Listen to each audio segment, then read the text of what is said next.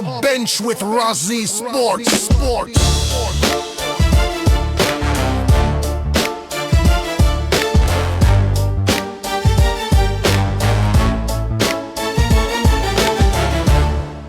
Welcome back to Off the Bench with Rozzy Sports. Each week we bring you real stories, real lessons, and real talk about sports, leadership, and life beyond the game. I'm here with Coach Ron, Coach T, and also Keem.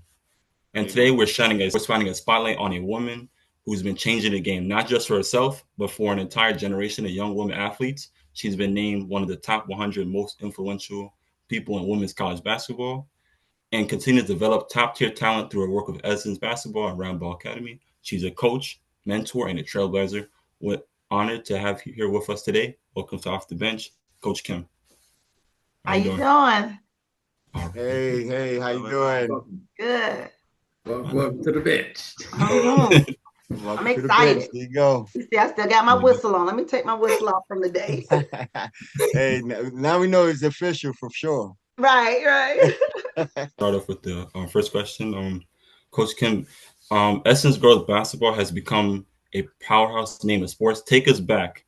What was the vision behind starting this program, and what did you hope to create when you began?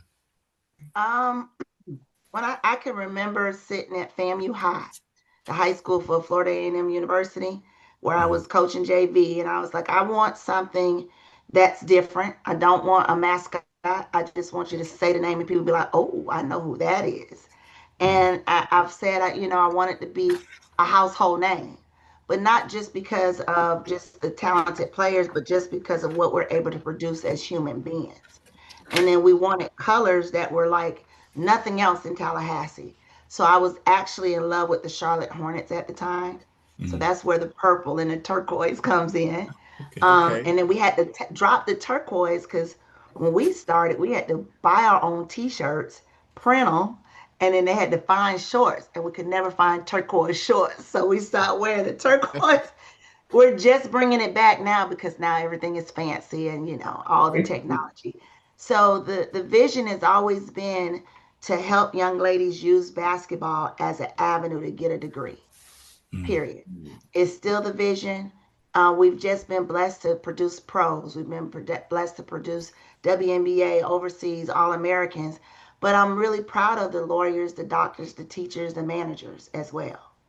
So it was just the total person. And Kelvin and I, my husband, we always say stick to our main focus and mission to help young ladies get a degree, period. There's nothing else. We're not trying to produce pros. We're not trying to produce All-Americans. We're trying to help young ladies get a degree that they don't have to pay for. Understand. Okay. Appreciate that. I absolutely appreciate that. Definitely appreciate when you that. first started coaching, did you imagine Essence would have this kind of impact it has today? No, not even a little bit. I was just trying to make Tallahassee basketball better. That's it. Okay. I'm tired of watching bad basketball. There it is. Huh? I'm sorry. I'm saying there it is. That's the recipe. Yeah. You want to see bad basketball and want to help. I just want to help. That's it. And I wanted to, I did not think it would morph into this. I really think it exploded when I met my husband, when we started dating. And he was already at a Nike level and coaching Nike. And he said he remembers me watching them play. And he saw a spark in my eye while I was sitting in the stands. And I'm like, first of all, you coaching, why are you watching me? So, Right. But you know how y'all men are when y'all hone in on a woman and that's your lady. You need to know where she's sitting at and what she's doing, right? So, and I guess I've always had that spark and just like, what can we do next? But no, I never imagined I would be here and people would say certain things to me and, a pioneer. I never thought that Kimberly and pioneer. Kimberly and like godmother of women's basketball, like of grassroots basketball, that just didn't dawn on me.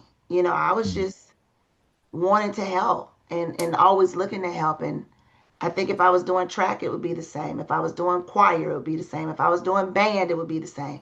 We just happened to pick a great sport of basketball. That's right. Man, well, thanks for picking. We appreciate you. Thank you. My question is, I'm a big pro-black guy. Yes. And you picked the name Essence, which is super strong in the foundation of Black American community. Help us understand what made you pick Essence. Man, again, sitting in FAMU High, just wanted a name that when you say it, like, you have the Essence magazine, and it really wasn't named after Essence magazine. Okay. It was like the essence of it all, the essence of being a woman, the essence of being Black, because we were I was serving the privileged community, and just the essence. And even as our Caucasian kids started coming in, they benefited. And I was like, whoa, wait a minute now, I might be on to something. The formula is the same. How can you get kids better? So Essence, I wanted a name because I knew I didn't want a mascot. Don't ask me why. I didn't want a mascot. I wanted a name that when you said it, you just feel it in your soul. Like you just know. And that was from the very beginning. And I was like, Essence. Like it is. You could do so many things with the word essence. It doesn't need a mascot. It doesn't need a say. It's almost like Beyonce. What else you gonna say? Beyonce knows? No, it's just Beyonce. And I just wanted to do just essence. And people, the first time we went to Boo Williams, people were like, "Oh, what is that?" And I was like, "Don't worry about what that is. You'll figure it out." And like now we're here where we are. So what were some of the early challenges you faced trying to build a girls basketball program and to get the right support behind it? Was there any early challenges you had? The biggest challenge? Being a female coaching girls basketball. Doesn't that sound crazy? Yeah, right? Yeah, think about that. Being a female coaching girls basketball. Because I ran across a lot of men who would, oh, I know better than you. You just a little girl, and then I always looked, I'm not, y'all, maybe y'all could tell, I'm not very tall. I'm like 2 feet tall. Like Mr. Brown to tell you, my criteria is that you have to be taller than me to be in the program, which is not very hard. So if you're shorter than me, I'm like, oh baby, I don't think you could play, for us. But being a female, and then I was very, I won't say girly because I am a tomboy, but I would wear skirts. Even now, the National AAU, the girls EYBL changed the rules. I was like, I'm not wearing closed-toed shoes. Well, Kim, why not? We don't want to wear. I didn't say I was wearing flip-flops. I'm wearing sandals. And I said, I get my toes done. And these young ladies need to know what a lady can look like and still play basketball. So, I would come in and I'll have a long skirt on, and people be like, well, where the coach? Where the coach? It's me. It's me. And they're like, oh, this will be easy. And we'll wax them. And then they'll be like, man, this little short lady came in here in that skirt. And, so I have, that's been the biggest challenge is the chauvinistic approach that some, not all men, because my husband is amazing, and he believes in uplifting women to coach women's sports. So there's a lot of men, Mr. Brown, to have 3 boys, he was one of our biggest advocates for female sports, for female, playing basketball. And he could have very well be like, oh, CR, you could just do whatever oh, that's cute, baby. Oh, that's fine. No, he was he was one of the main ones. No, we need to find someone. She got to get better. What are we gonna do, coach? That kind of stuff. So that's really been the hardest challenge. Even every blue moon now, I have to kind of be like, yo, hello. You don't really understand the female and what we want right now. I'm very pro, I'm pro like just helping our community. And I think there's a balance. I think male and female need to work together. I don't want to be a feminist because I'm gonna tell you them sometimes when it's all females is I tell the girls I hate females. And they be like, coach. I said I like young women. I like women, ladies, but females are catty, messy, gossipy. We're not doing that. I hate females. That's what females are. And so it's a difference. It's a balance. I think men give a great perspective. And when it's balanced with the female perspective, beautiful things can happen. Man. Totally Wow. agree. Yes. Do you feel there's a difference? I know you coach the girls, but have you ever coached boys? That's my question. I have not. I think if I would have coached boys, I would have gone to jail because you could punch them in their chest. And I probably would have been punching and slapping and beating them across the head. It take enough of me just to shake. I'm not gonna hit the kids, but I'll shake them, like come let me talk to you for a second. But boys, psh, I'll be in jail. I'll be done punched and like, boy, I know I told you, sit down somewhere else. Yeah, the reason I asked that question because you mentioned the egos, and I know as a guy coach, that's one of the things that makes me tend to want to put the boys' game on the back burner and actually do coach the girls. I feel like they just respond a little better for whatever reason. So yeah, it's just I've heard that. I've seen that. I think with the guys is that, I raised 4 girls and 2 boys. And my 4 girls play basketball. All my kids were adopted or fostered, and I got them all as teenagers. So that's the one dynamic there, right? Right. My 4 girls all played Division I basketball. 3 of them played professionally. The fourth one could have, but that's another story. My 2 boys, they were god awful. It was bad. We used to ask the coach, please don't let them make the team. We don't want to come to the game. Like, we take this real serious. This is, we treat this as a business. But they were, because we were good parents, we're going to pay on time, we're going to make sure. So then my son said one year, I want to play travel ball. Lord, son, why? Jesus, okay. I went to the practice, had my little book, and they celebrate the dumbest stuff. And I think that's why our boys have egos.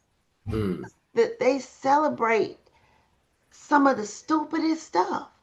And they be like, the boy just crossed over. And the other boy that was playing defense, his shoes was untied. He fell because he tripped on his shoelace. Not because this boy did this sorry ass crossover. Like, what are we talking about? Like, boom, boom. Like, what you boy? And it was a whole hour and a half.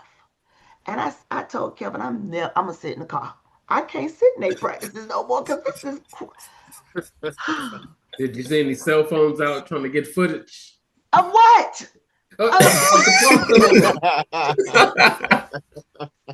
My son would come, and and if you send me a copy, I'm gonna clip this and send it to him.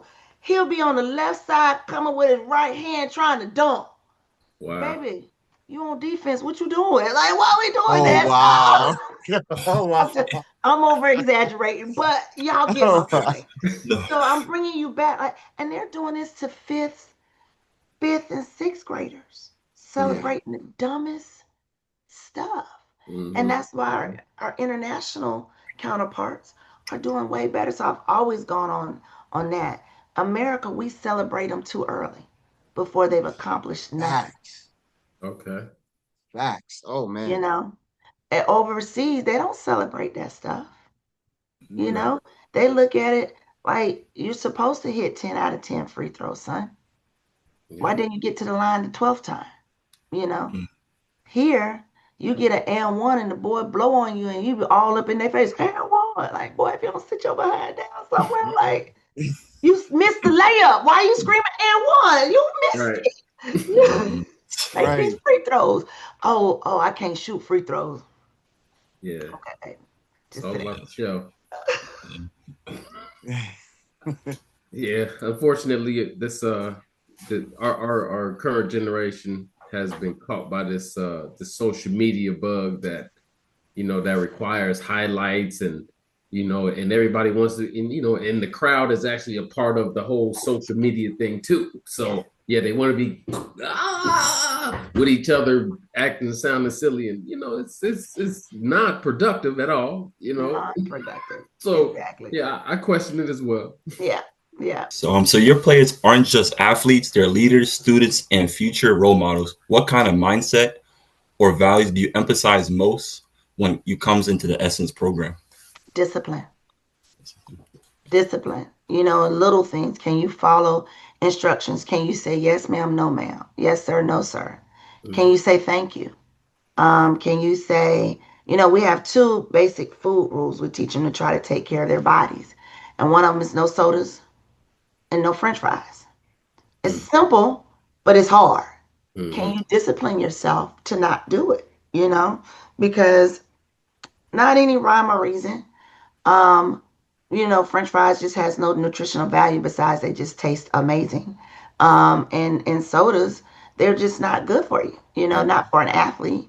And so, can you discipline yourself to drink more water and things like that? So, I think the discipline of it helps you to comprehend better. The discipline of it helps you to be able to make reads, like just compute information better. You know, the discipline helps you to be good in the classroom and on the court. And we tell them, the discipline helps you with your training, and you have to fall in love with boredom. And when you fall in love with boredom, you got to do it without all the cameras and without, because you got to work on technique. Technique, you don't need an audience for that. Technique is boring. Technique is really just sitting in the gym and shooting 100, 200 form shots on just the right side. How can you fix your shot? But the kids want things too fast. So it's teaching them to slow it down. It's a marathon. It's not a sprint.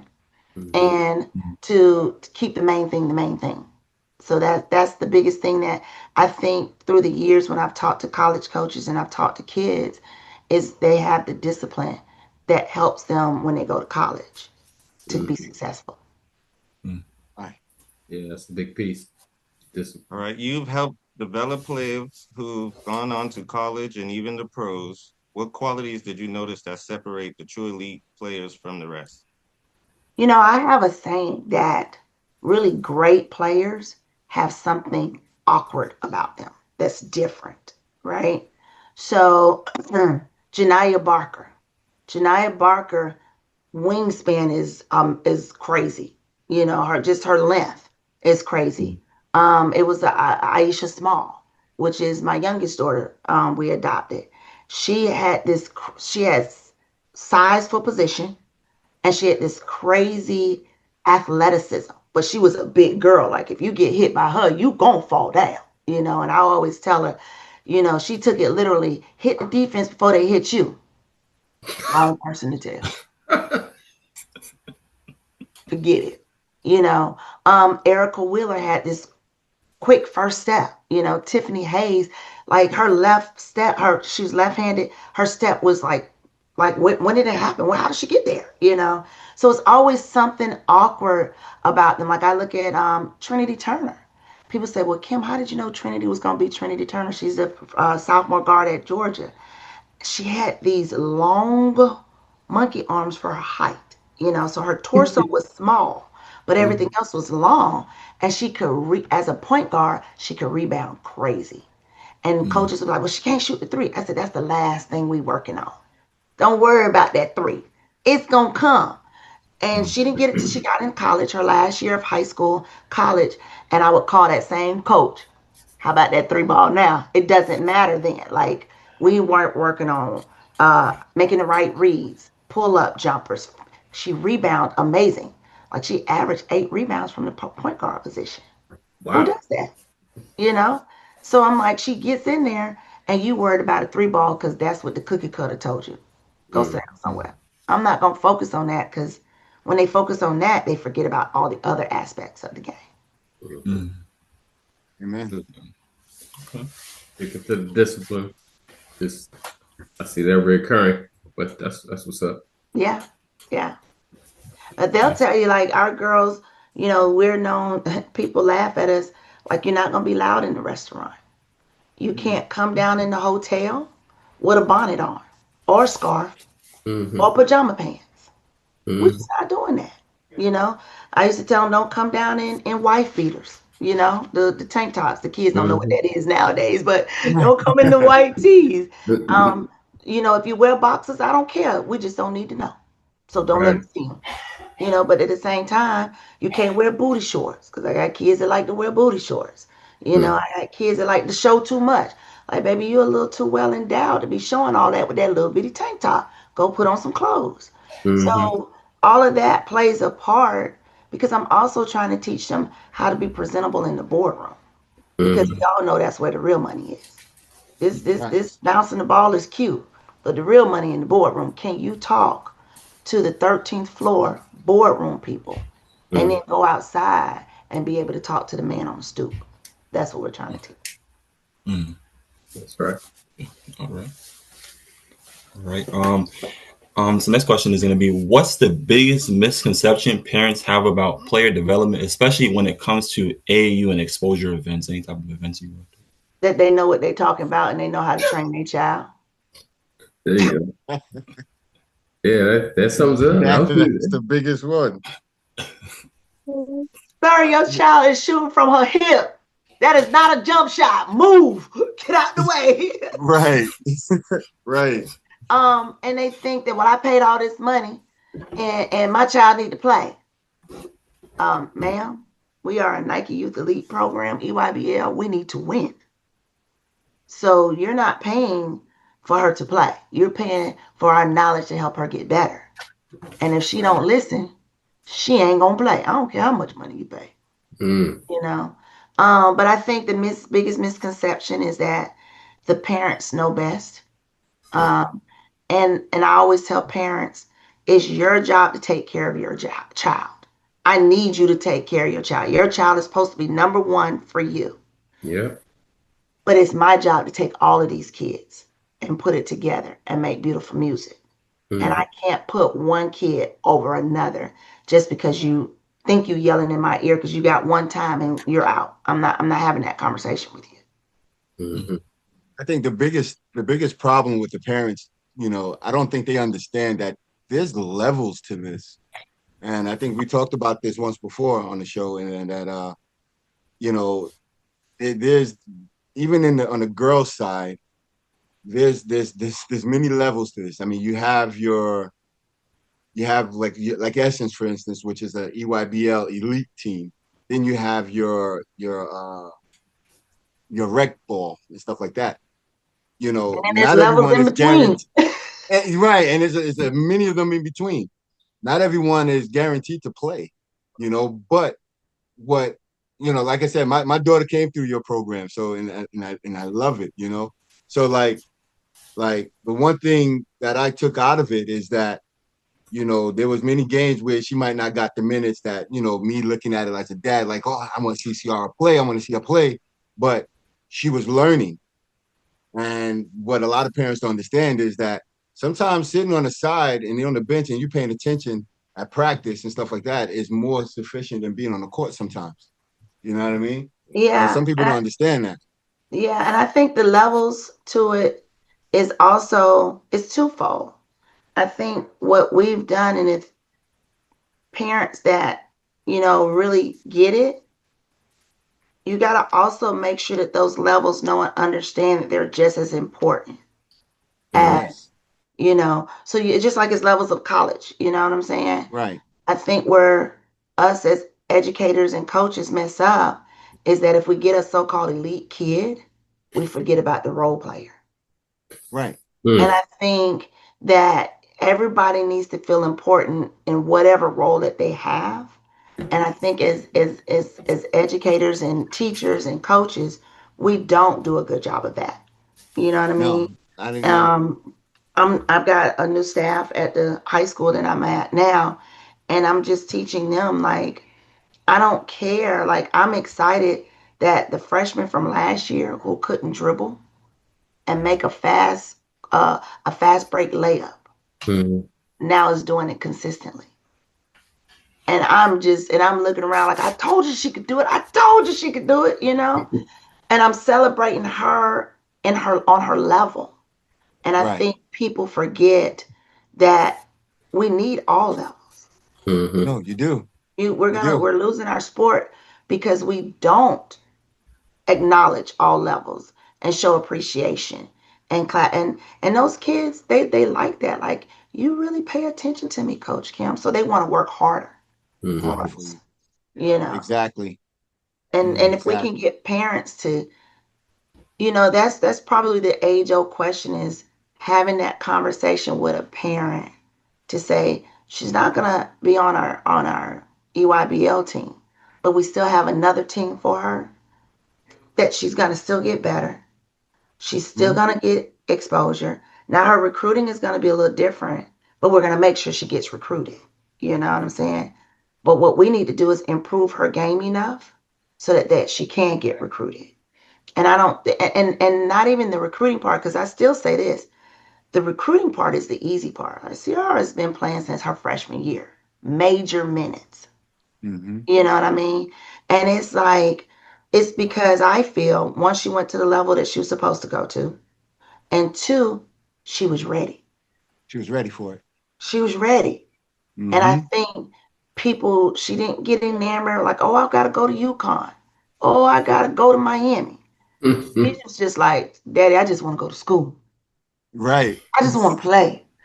And I think if parents can make that okay with their kids, we could be all right as a community of women's basketball. And boys too. Because there's a lot of boys, exactly, that's still living the dream. And I like some of the boys at our school that are first year here, and I'm just like, man, if somebody would have got you as a freshman and just taught you the art of it, you shooting like this and you 18 and you trying to figure out why the shot not going in. And I'm saying it's a simple sport. Just do this, but nobody has taught them the discipline. Mm-hmm. So it's just a sad thing that if we can get them to understand that there's levels, but don't worry about it now. Let's just check off the boxes of what we're getting better at. They want to get better at this thing over here. And I'm like, but you trying to get my 6'5" kid to shoot the three.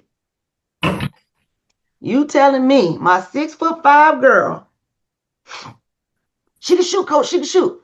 Man, I don't care. She can't make a layup. She can't get a rebound and put a layup. Right. And I tell them, don't nobody give two rats, you know what, for a 6'5" to shoot the three if they can't make a layup. Yep. But parents don't understand it. Okay, visibility for the women's game has exploded recently. From WNBA to college viewership, NIL deals. What do you think is the driving momentum behind it? So do you want my cookie cutter answer? Nah, I want Kim. I want Coach Kim. Come on. We don't I have cut a corners. theory. Y'all ready for my theory? Yeah. Y'all old school. I don't know Yes, ma'am. if Ron the third will he a baby. All right. So I read this book years ago. It's sitting right here called Loose Balls. Okay. And it's about ABA. The ABA and the NBA. All right. Okay. Follow me on this. First of all, it took the NBA almost 50 years before it really exploded. But the explosion came with two people spearheading it. Magic Johnson and Larry Bird. Larry Bird. Coming out of college, the rivalry that America created for them, and they brought it into the pros. Right? I remember that. So I think in correlation of that, you have Caitlin Clark I see. and Angel Reese. Rivalry starting in college and brought it into the pros.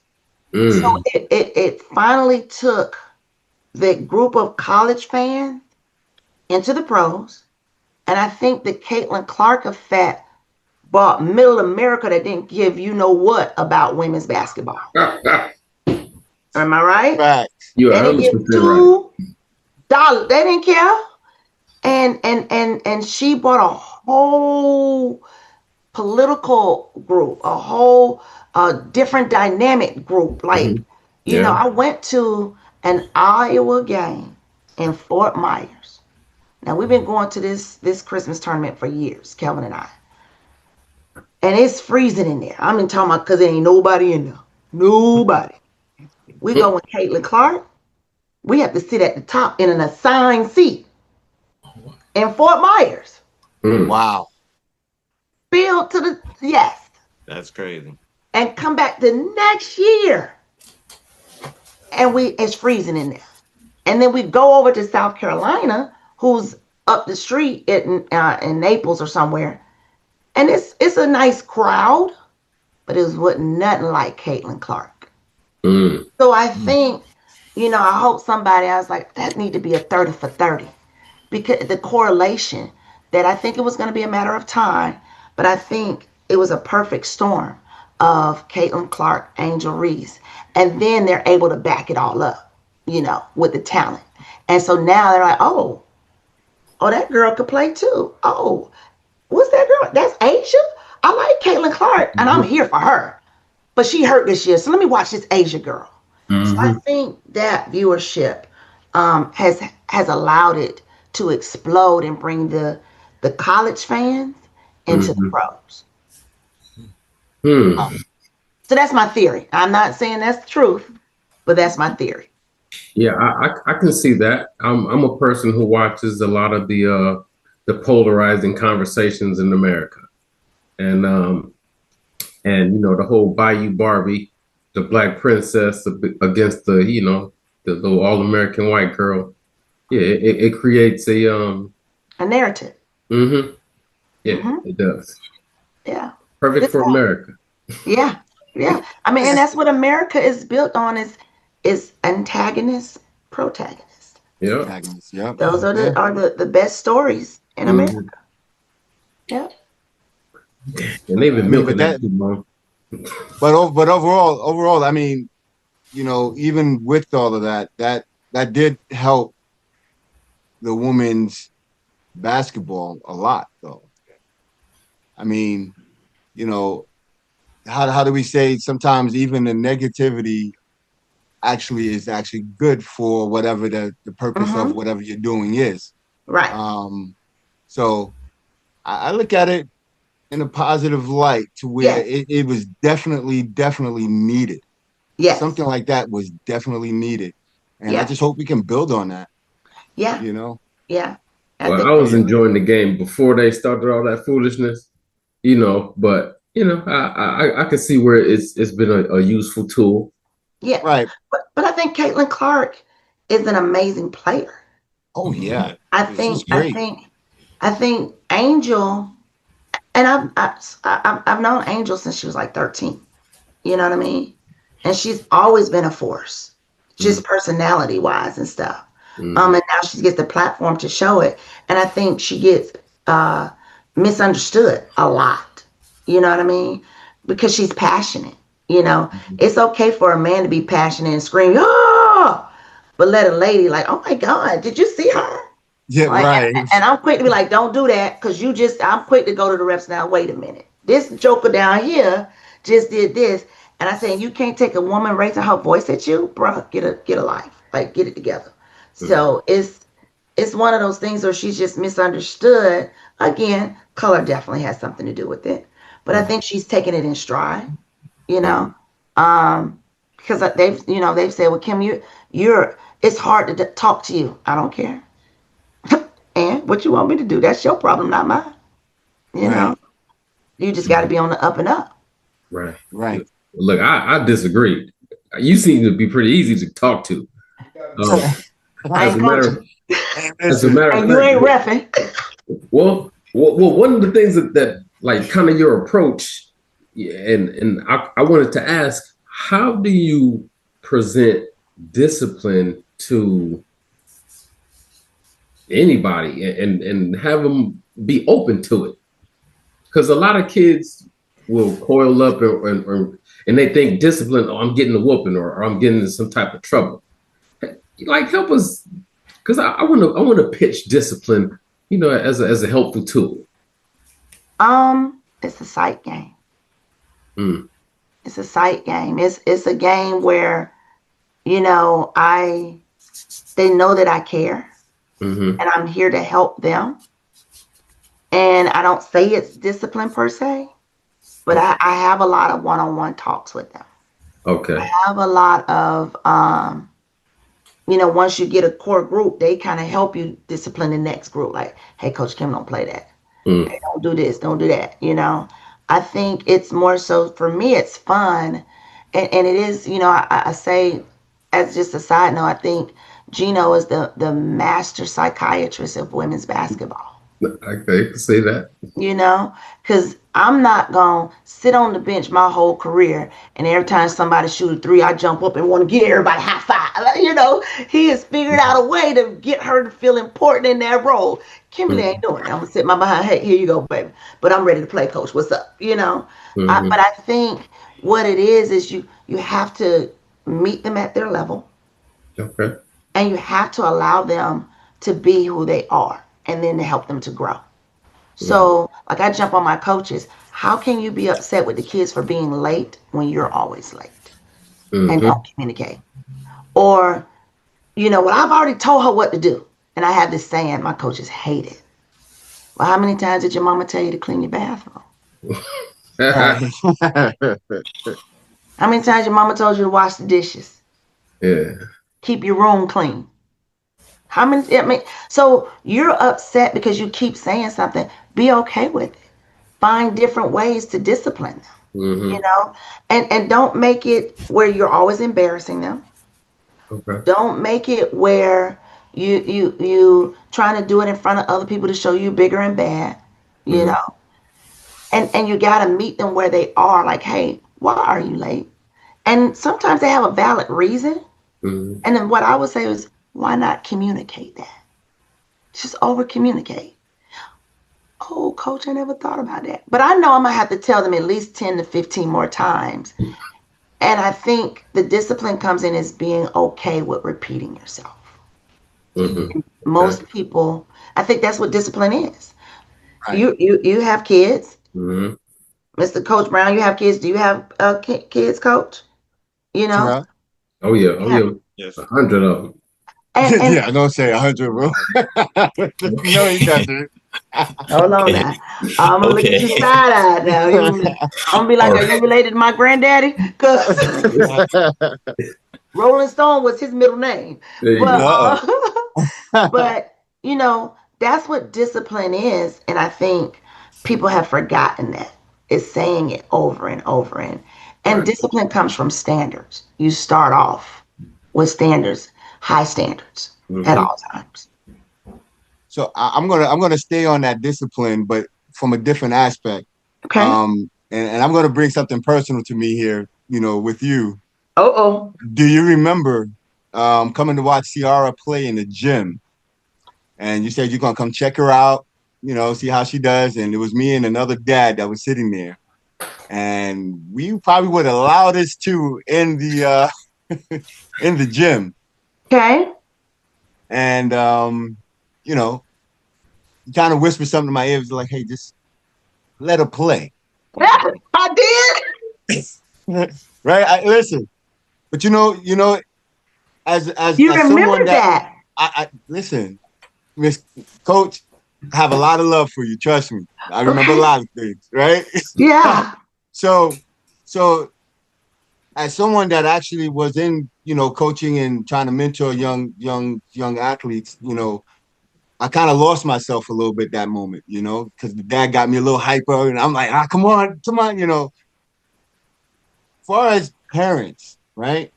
Disciplining, because one of the biggest things we talked about it earlier here is that parents have to be disciplined too. We can't be going out there because we trying to teach the young ladies how to be ladies, right?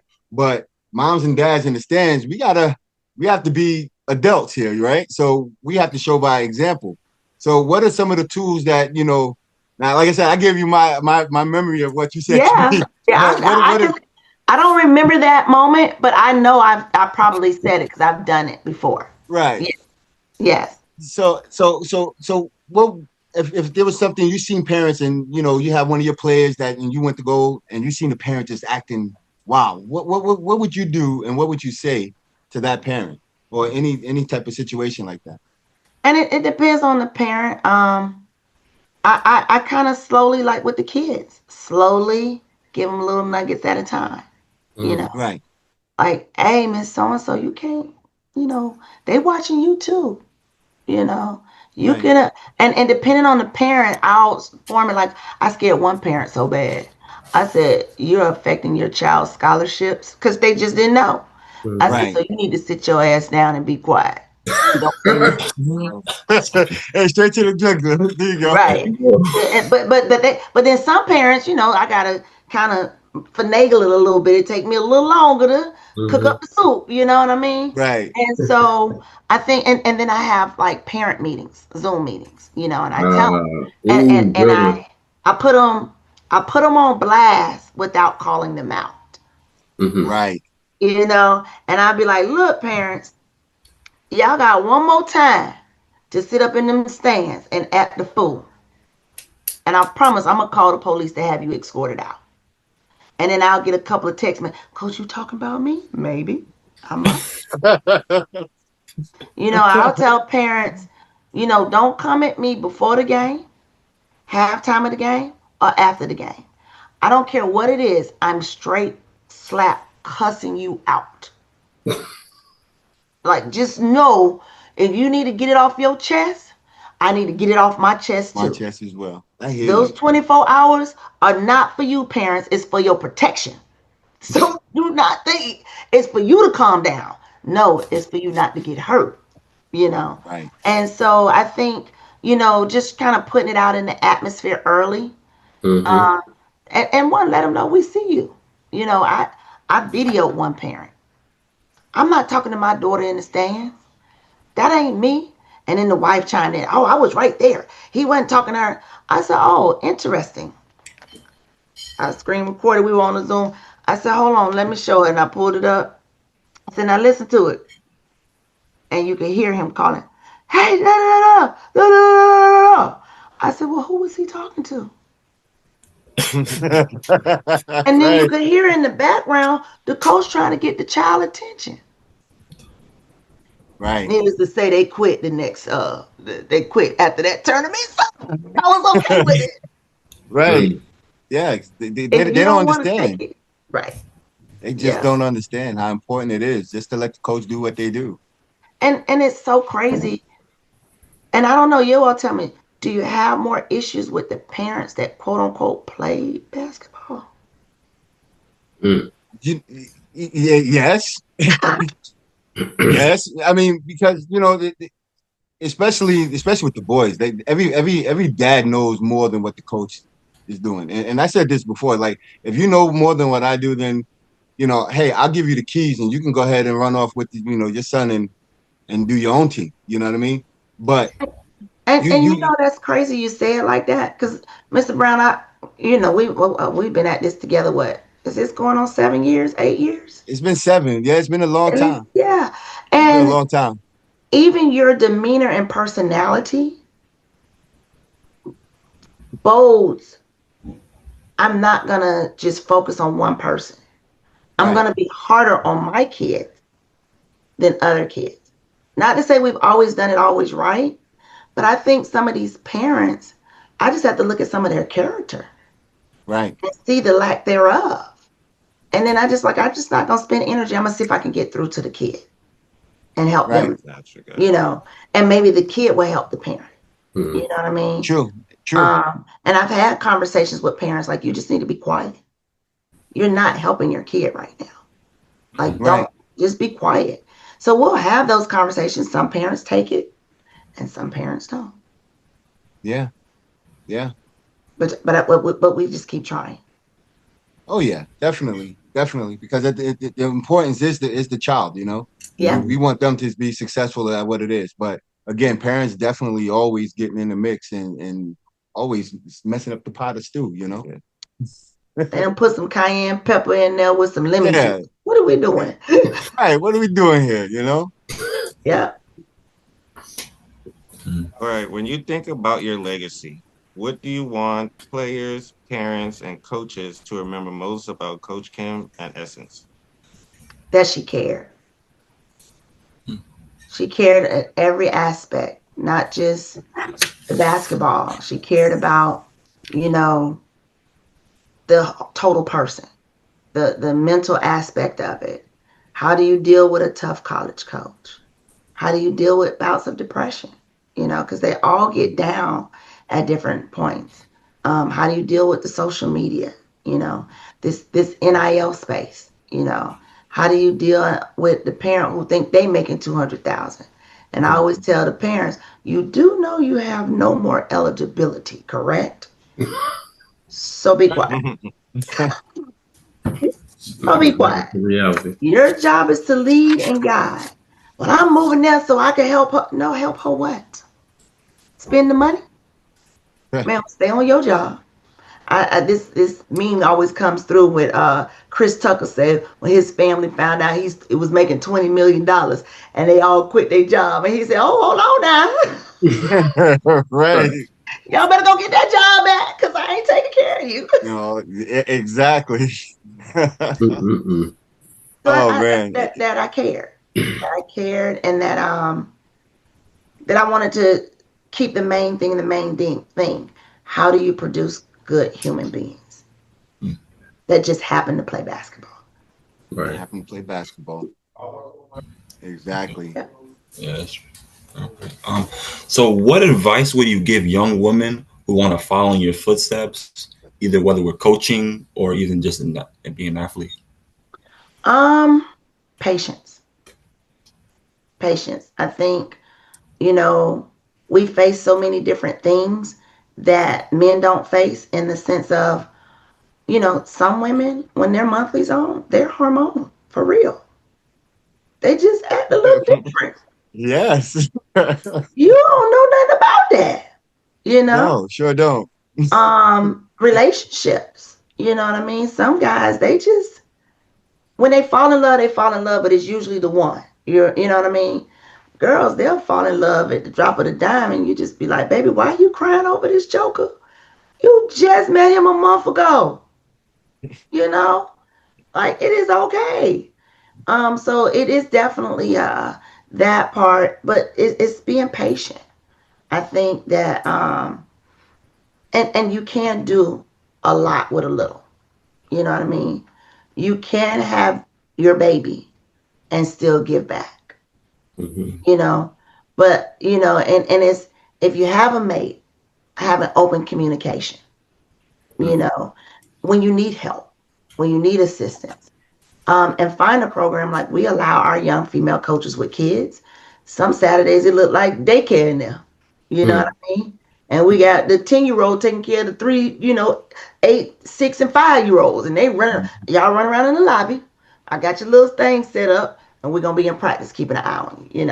Right. So I think it's patience, and just know that every idea may not be the right idea at the time, but save the idea. It'll come to fruition. So just be patient. Be patient. Love that word. Love it. Right. So yeah, what I'm gathering from you, you like patience, it's discipline, it's being able to be genuine. These are all things that are kind of ringing, that I hear from you a lot, kind of repeating. So, I just like I just kind of like wrapping the stuff that I see and hear, and that way I give my perspective on what you're giving us, and which is all awesome stuff. Do you ever wish, or not necessarily wish, but would you want to be, I guess, mentioned with the Genos and the Pat Summits and and all these different folks? It would be a lie at this point to say I don't care, but I do want to be mentioned as, like, you've got the Genos, the Pats, the Dons, and then now you have the grassroots that help feed those programs. Now you've got the Boo Williams, the Kimberly Davis Powells. Like, I do want to be that. I think I'm at a point in my life that's a reality, as far as I've checked. Didn't skip steps, or I tried not to skip steps. I can't say I didn't, but I've checked off boxes and boxes and boxes and boxes. That's and right. I think I'm at a point now in my life that maybe one day that is achievable, to be mentioned as one of the best to ever do it in the grassroots world. Right. Now I'm trying to remember here because like I said, I've been around with you a lot. Um, you did receive some awards some years ago. I remember we was at can't remember, but they recognized you for something that was pretty big. Um, oh Trying to my think. goodness. Oh man, I need to do my homework now. I'm feeling a little bad here. Yeah, But no. I think I've definitely been blessed because yes, I know I sit on the board for McDonald's. I got to coach in the Brand Jordan game. You know, correct. overtime select is huge. Like that's a big deal. I didn't realize it was a big deal till my kids told me. My girls told me. I was like, oh, for real? I did something good, and y'all celebrating me? Boy, they Right. posted me all over the place. I said, well, dang, look at y'all. So, and then I don't know because I don't get into the awards or the so-called accolades per se. Right. Because I learned a long time ago, once you feel like you've been on top, you have to fight like you're climbing out the gutter. So, Right. and I Okay. think that's what a lot of people forget. You still got to keep fighting and climbing. Yeah. Yes, this is awesome. Oh wow. All right. Well, I think if you turn them out players that are pros like you doing, ain't nothing to sneeze at. Nah. Listen. The proof is in the pudding where I come from. Right. That's a numbers don't lie. That's what we tell people. There you go. Numbers don't lie. Yeah. Yeah, well, I'm gonna try to be doing well. Another thing that I want everybody to make sure if you're coaching children, one thing that I want you to take away from this interview is the Zoom coaches parent meeting. I think I've been trying to find a way in my head to fix this parent problem, and I think that is a genius. It's just it's the chef's kiss. It's all of it. Right. Because it's like, look, I get all you guys in one spot. I can set the expectations. I can give you the game plan, and if you run off the tracks, then you understand why I'm kicking you in the back of your head to make you fall faster. Right. So I think that the coaches parent meeting on Zoom is, I think that's ingenious. You have to do it, folks. Got to do it. Yep. And we do it at least twice a year now. I mean, twice a season. Ooh, yeah. That way, keep them accountable during the middle. Yep. Yeah, we got to send security come clean you up out the stands. That's what's up. Yeah, that's ingenious. I really appreciate that. Okay, cool. All right. Coach Kim, thank you for joining us today. Your leadership and vision continue to create pathways for young women across the game. You're living proof that when passion meets purpose, real change happens on and off the court. You're not just developing players, you're shaping futures and keeping the game pushing forward. We appreciate your time, Coach, and everything you do for the sport. Definitely appreciate it. Coach Kim, we definitely appreciate having you on here. You have to make sure once you get that all taken care of, I would love to edit it. We'll put it on our channels and stuff as well. Oh yeah, for sure. You'll definitely get a copy of it for sure. Awesome. Definitely. Happy to have you on here. Yeah, it's been a pleasure. I appreciate y'all. This was fun. It was. We definitely appreciate you. All right then.